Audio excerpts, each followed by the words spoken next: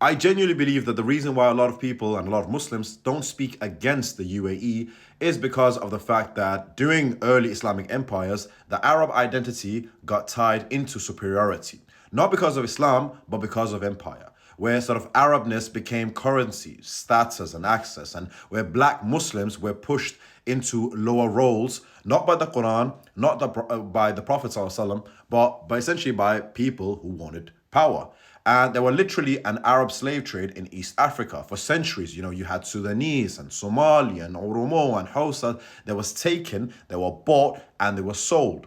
And the memory of that never died, that actually just lived. So when a crisis and a genocide that happens in Sudan that is actually funded by the UAE as well, the world reacts very differently.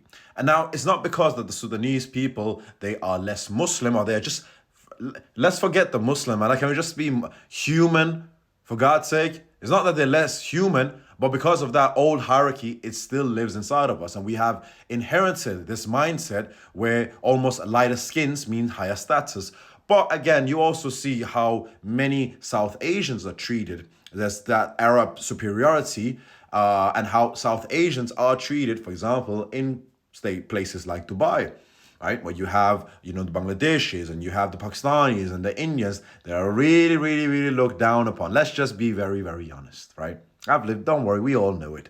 And you have Arabic dialect that equals authority, right? Especially religious authority. And Gulf culture is seen as a standard. And you have African Muslims that are seen as a background. So the truth of the matter is, Sudanese people are just as much human as anyone living in the Emirates.